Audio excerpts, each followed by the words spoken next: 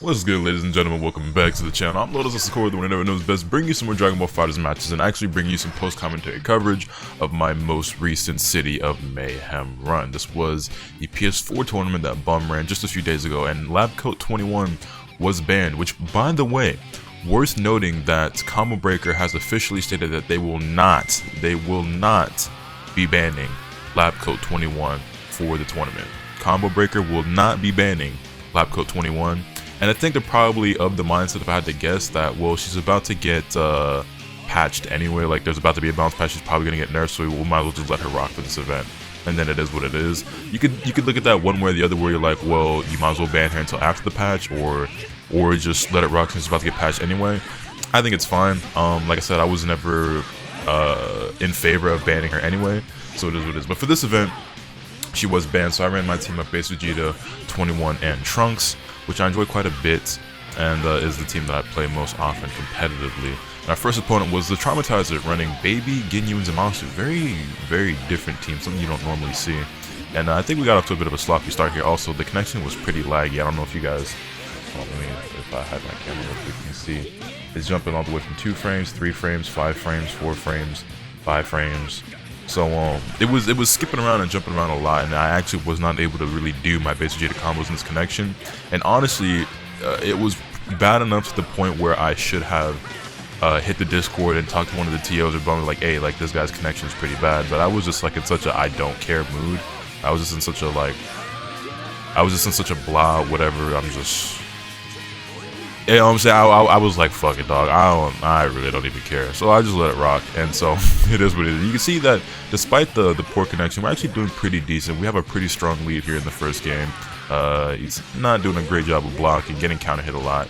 Shining Slash into level 1, that's going to be the end of Baby. And actually, now that I think about it, I have not been entering a lot of events lately, have I? Whether it's because I was just missing out because I was asleep, or I've been out of town, or, you know, I haven't been entering PC stuff a lot. Although that being said, funnily enough, as I'm recording this video, I'm about to enter a PC tournament here in about an hour. Which, by the way, if you guys don't already know, if you haven't already heard about it, if you're not already aware, Cloud 805, well, I'm sure a lot of you guys know, and Vankill from Stream Chat, I'm sure a lot of you guys who follow the streams know about him. Which, if you don't, by the way, link is always in the description down below at twitch.tv/LotusAsakura. You guys should definitely drop some follows with it. We're having a lot of fun doing a variety of things, mostly DBFZ. But you know, DBFZ, Guilty Gear, played Nintendo Switch Sports last night. That was a lot of fun. The World Ends With You, I still gotta finish that playthrough. Probably gonna be starting Persona 5 Royal soon. I know I've been saying that for a while now, but yeah, I've actually just been doing a decent little bit of variety, trying to do more and more different things over on the Twitch streams. But neither here nor there. Also, Tekken has joined the rotation as well, obviously. But yeah, I'm actually going to be joining that event. So basically, Cloud and Van are hosting these events. That is a weekly series of tournaments where basically every week you compete for a $300 pot bonus in the match arena, with obviously potential of the pot going up even higher with donations. But not only are you competing for money, but you're competing for points. And the 4 players with the most points from the qualifying regions from each region will qualify to compete in the offline event that event will be hosting towards the end of July, I believe. So a lot at stake, a lot to look forward to. I think it's going to be a really dope event. I'm competing myself, more so for the content and anything I don't expect to do particularly well, and I especially don't expect to qualify, but it'd be cool, right? But either way, I figured that it would be fun. So yeah, links to that will be in the description down below, maybe also in a pinned comment as long as I don't forget. And I know I do forget a lot of times to add stuff into the description when I say it, but you guys will remind me too, and I usually notice it in a comment like pretty early on, because I check my comments pretty soon after I publish a video to see what you guys are talking about, and in case I missed something or forgot something, and I usually fix it or add it or do whatever I got to do. But yeah, you see we take the first game pretty convincingly over the Traumatizer, who was pretty traumatized, and I don't know what's going on or whatever. But yeah, and I'm not gonna lie, for a second I legitimately thought about backing out and being like, hey bro, this connection kind of cheeks. But again, I was just like, you know what? It is what it is, bro. It is what it is. So we just ran it back. That being said, we still don't have any information about when the patch is going to be announced. Although, if I'm not mistaken, somebody actually let me see if I can confirm this right now for myself. Last night while I was streaming, somebody told me that Romanova, who, as you guys should know by now, is the new community manager for Bandai Namco, confirmed that the patch will be affecting more than just Lab Coat 21. Let me see if there is anything like that on her Twitter. I don't see her having said anything like that. Hold on, let me double check.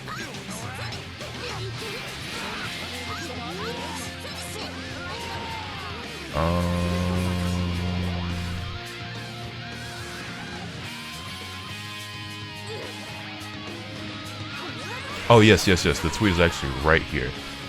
She confirmed herself that it is more than 21. She said, it says, so like the way that they worded the tweet, in my opinion, on the Bandai Namco account, you could interpret it as it is including 21, not just 21, but I didn't want to rule out the possibility that it's mainly or only 21. You know, that was just like the bad ending theory that Dado and I had, that like it just was potential. We didn't expect that to be the case. I didn't expect that to be the case, and obviously nobody wanted it to be the case. But I was like, you know, there is potential that that is what was going to happen. Romanova, I see here on Twitter. If I could probably pull the tweet up for you guys and show you myself. I could probably just throw it on screen real quick. She has in fact confirmed that it will be more than just 21. So anyway, back to the actual match itself. Now that we got that sorted out, I know I missed a lot of the second game here, but you can see that we're winning things pretty convincingly. Drop the combo there, but it's fine. Get the big 2H from the Zamasu. That should actually be the end of Zamasu if I get assist back into the Vegeta. Yes, sir. Auto combo, command grab, dive, level 1, and we take out Zamasu.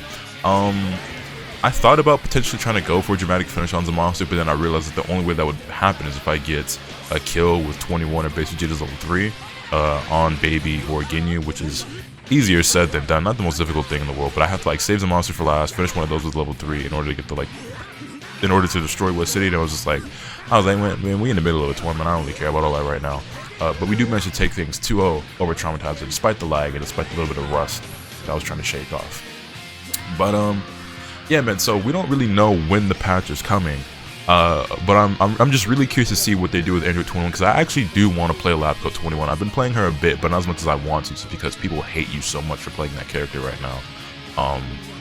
And also because some of the events that I have started participating in are banning her. Like, in fact, in the event that Cloud and Van are hosting today, she is actually banned. So I'll be playing base Vegeta 21 Trunks most likely. Really been playing a lot of Hit too, trying to get my Hit together. Wouldn't mind using Hit more competitively. I've used him a bit here and there, but anyway, yeah, I'll be right back with the next game. We can continue this conversation over the course of the next set. BRB. And so we proceeded on into my next round against Isaiah from DMV, running his team of Blue Vegeta with the B assist, Jiren with the A assist, and UI Goku with the B assist. Now I'm pretty sure I've faced off against Isaiah from DMV once before in tournaments, and I believe he won 2-1. So I was actually looking forward to this run back, truth be told. And I figured that'd be a pretty good game. I was like, I could probably take him. I'm not sure how it'll turn out because he has gotten pretty good from what I remember. But yeah, but anyway, go back to what I was saying. Yeah, I actually like 21 a lot as a character, and I want to play 21 in Trunks. I really do like that team quite a bit. And obviously, there's a few variations I'd play, you know, 21 in Bardock, or you know, 21 in Base Vegeta, or 21 in 18 or whatever. But yeah, the double 21 Trunks team is actually really fun, and I just really enjoy it. Lab Coat 21's gameplay and just how she feels when you play her. So, assuming they don't like change like her strength is one thing. Like I assume they're gonna like remove certain properties from her, or like nerf her damage, or you know, the debuff or some shit like that, right? But if she still like plays the same, like the rejump is still there, her normal still feel the same, her special moves still have like the same like feeling and animation to them, I'm probably still gonna play her quite a bit. And if I were a betting man, so here's the thing, you never really know with Arxis, because there have been times where they've definitely over nerfed a character, and there's other times like they nerf a character and it's like it's hardly that big of a change and the character's still really strong. So you have instances like UI Goku, who's still very formidable, and you have other instances like Android 16, who went from being one of the best characters in the game to one of the worst characters in the game at one point. But yeah, it is what it is. Enough about that though. Back to this match. You can see Isaiah from DMV is actually doing really solid right now. My 21 has actually already died, which is always interesting when that happens, because like, you know, she's usually supposed to be kind of like my rock, my anchor character when I play this team, even though I do play her mid. But her dying first is a bit unfortunate, but it is what it is. We get the special tag into Trunks for the sliding knockdown over here. Flip, try to bait out like a mash or a reflect or something. That didn't really work out too well for me, but it's fine. Ooh, the command grab just barely whiffing, and I get my dome piece cracked. My defense not looking too hot right now, not gonna lie. He still has a full health Jiren, a full health UI Goku, and frankly, the fact that I haven't even so much as like phased either of those two characters is does not bode well for the boy, considering that Blue Vegeta is probably the least concerning character on this team. Like, he's obviously good. I should have punished out the 5M, but that's okay. At least we got to punish out all. He whiffed the 5H, so it's all good. But yeah, the fact that I hadn't like scratched them at all was like, well, this might not go very well for me, because these are the two characters I'm more concerned about. Because Jiren, not exactly top tier in my opinion, but he is very strong. He's actually a character I've been encountering a lot lately, and I've actually struggled with a little bit. But that being said, we actually take him out here with the IID fake out just into a Dragon Rush, and he's left with his half health Blue Vegeta, a little less than half health, well, UI Goku. So we've evened things up here a little bit, I would say. I've still got a decently healthy Trunks and base Vegeta. And I got the reflect bait that I wanted, but I didn't punish it because I 5H too early. I should have actually waited patiently and done the 2M, or just delayed my 5H a bit more, because he gave me exactly what I wanted, and then I didn't capitalize on it. And I've noticed that I've been doing that a lot lately, where I'm kind of autopiloting my strings a bit too quickly. And he does the exact same thing to me, where he does ID to DR. That was just him being petty as fuck. And I swore I was ready in my mind, and I just wasn't when it came time to actually tech it. But anyway, yeah, I've been doing that a lot lately, where I'll do something to bait something out from my opponent, but because I'm already committed to the next action in my head, I do it preemptively as opposed to actually waiting to get the result that I wanted. Particularly with that, in like specifically, where I do like a Ki Blast into 5H. Like I'm doing the Ki Blast to bait out reflect, and you can punch it with 2M or 5M or 5H or whatever. But I'm just doing it just too quickly as opposed to just waiting. And yeah. But anyway, you can see we've actually tied things up quite a bit here, and I get a big 2M start. Hold up, bop bop. Wait, that wasn't a 2M. That was a 2L. The damage is not very high. Either way though, we finally hit on the UI Goku, and then he gets the 2H and he takes the game. And he takes the game. 2-1-4L into level 3, and in the very end, even though it was looking like we had a promising comeback on our hands, he finds a way to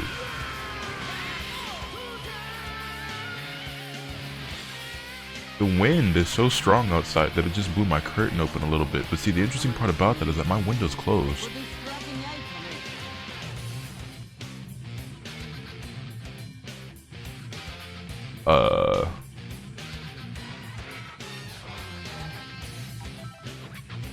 But anywho, so yeah, so what ends up happening next in this fight is actually very interesting and very unfortunate, because what happens is I took a second there because I was like, you know, I'm gonna just kind of like, you know, regroup and compose myself or whatever, which is something I do a lot in tournament. And then you'll see that I get stuck in this now loading screen. And what proceeded to happen is apparently somebody signed into Isaiah's account from another console. As you can see, he's no longer in the ring room. And then what ended up actually happening is his account got banned. Coincidentally enough, right after he won that match, his PSN was banned. And we're not entirely certain what happened. The theory is that the guy he beat in the match right before he fought me got his account mass reported or whatever and got him banned. Just out of like saltiness and pettiness. And I did see that the guy he fought, his game, not Isaiah, but his opponent, Isaiah's opponent, his game crashed while they were fighting.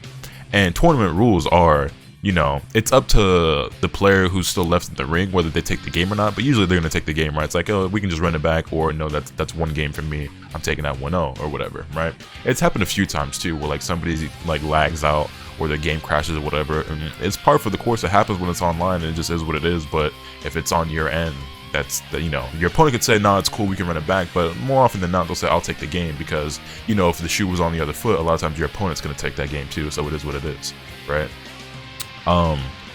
But yeah, so Isaiah took the game, and I think that rubbed the guy the wrong way, and then he ended up losing the set, and then I think he reported him or whatever and got his account banned. So that meant that Isaiah DQ'd himself from the event because he couldn't get back in, and I proceeded on to the next round despite losing the first and only match that we played. So I wasn't very satisfied or happy with that at all.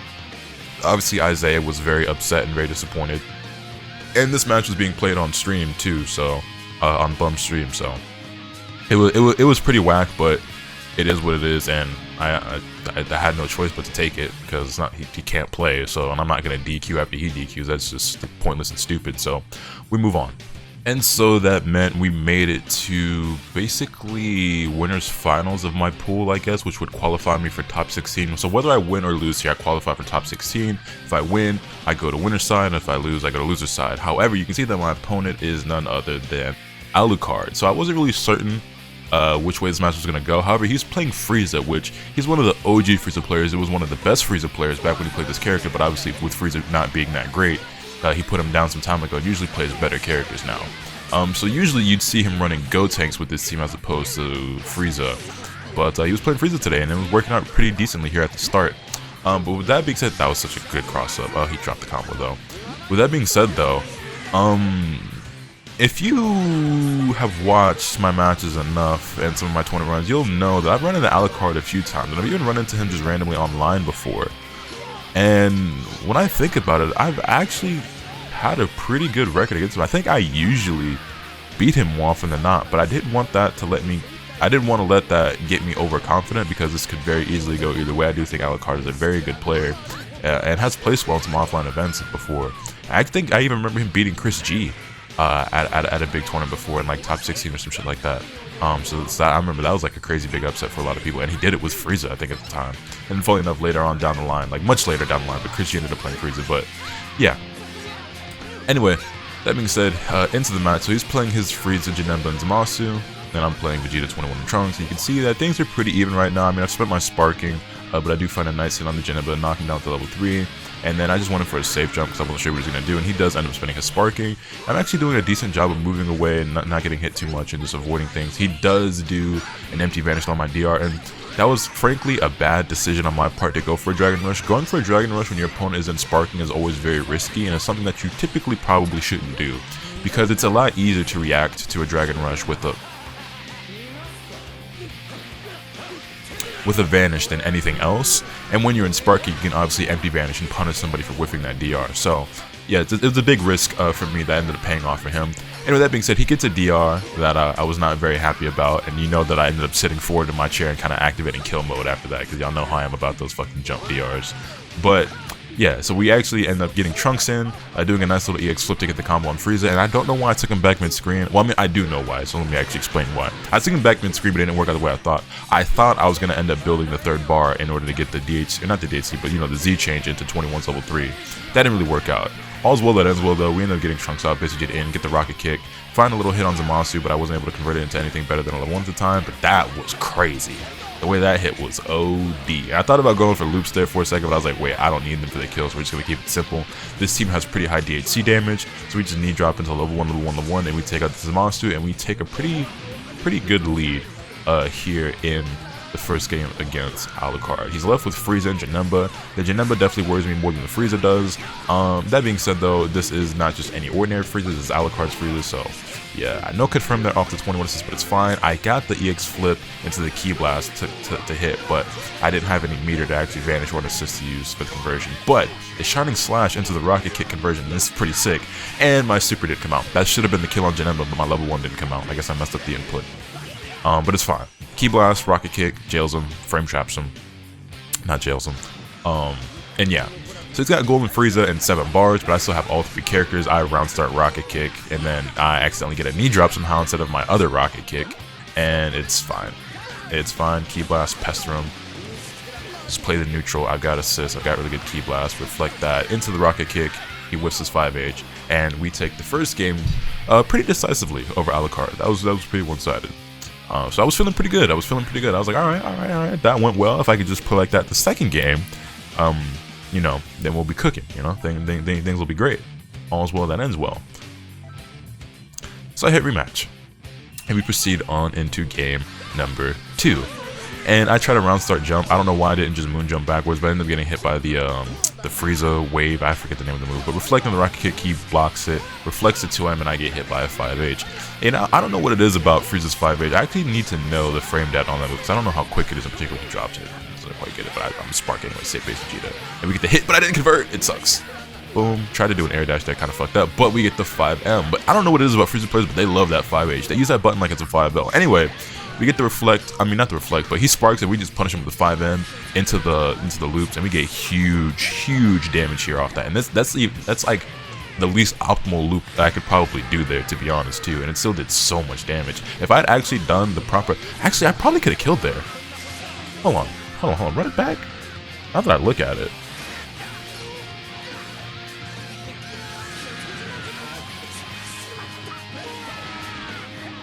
Now that I look at it... Okay, no, I'm bugging. I was looking at the damage after the... No, it...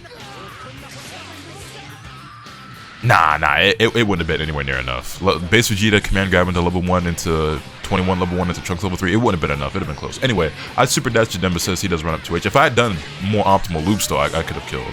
If I had done the more optimal combo, I could have definitely done Base Vegeta level 1, 21 level 1, Trunks level 3, and it would have killed. But it's fine, because we ended up getting the hit anyway off the X rocket kick into the medium rocket kick.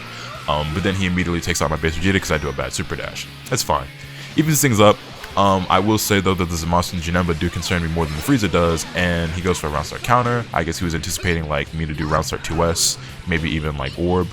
With the counter that time, and I was surprised how often he was committing to like trying to hard read something with the counter, because Janemba's counter is frame 1, and it's a 2-2S input, so it's not particularly difficult to input or do on reaction. But I guess with it being online on PS4, you know, sometimes you want to go for those hard reads and just you're guessing instead of reacting to things. But yeah, it actually ended up getting him hit a couple of times. That jailed me, that was pretty good. Got me with the staggers, opens up my 21. It's fine. He's not going to build the bar here for a level 3. He doesn't have an assist to extend it. I have plenty of health, so I'm not really too concerned here. I reflect. Did go for the tag right away just in case he was looking for it. He wasn't, so I would have been fine if I had done it, but I ended up not doing it. And he saw me whip the command grab there and ended up getting punished because I think I pushed another button after the fact, but it's fine. And then the command grab. If he'd gone straight into level 3, it probably would have killed, but I think he's able to save some bar. Or no, he ends up starting level 3 anyway. I think Janemba level 3 off that would have killed, though. He would know better than I do, though. I don't play Janemba, so obviously the scaling, I don't, know it like the back of my hand. But it's fine. So now it's solo Trunks versus Janemba and Zamasu. He ends up getting the hit there, but it commits to it. But the fight, I super dash the Ki Blast immediately, and I'm able to actually get a conversion off of this. Then we vanish into level 3. I have an extra bar here, so I have half a bar for the EX Flip Mix if I want to go for it. But I was like, you know what? He's going to be looking out for an overhead, so we're going to slide into DMs with a 2M, and we do actually take out the Zamasu. So that ends up working out really well for me against a lot of better players, where if I just go for 2M, they get hit because they're expecting me to go for the safe jump or EX Flip Mix, but then I just end up getting hit low. And to be honest, it's not even just like a high level player thing, it works out against a lot of players in general. But anyway, he finds a hit, not the hit, but he finds, the hit on block, and it will staircase me and then start staggering me. But I was prepared for Ki Blast and command grab, so I was like, I'm gonna hard commit to a super dash here. And it ended up working out. We get the hit, take it back to the corner, and then I just do a double IAD overhead, and we find the hit, and I'm actually able to clutch things out with Trunks against the 2v1 that is Zamasu and Janemba, and I end up taking the set 2-0 over Alucard and advance into winner side top 16. Which meant that if I won one more game, I would make winner side top 8, which is something that I've never done before this event. Whether or not I pulled it off, though, I guess we'll have to wait and see until the next part in the series. So, with that being said, that's where we'll end off this video for now. Let me know your thoughts in the comment section down below. Hit this video with a like if you enjoyed. Subscribe if you haven't already, so you can stay tuned for all this content up and I'll bring you. With all that being said, it's much on today. Remember, nothing can happen to you. Swing the bat. Later.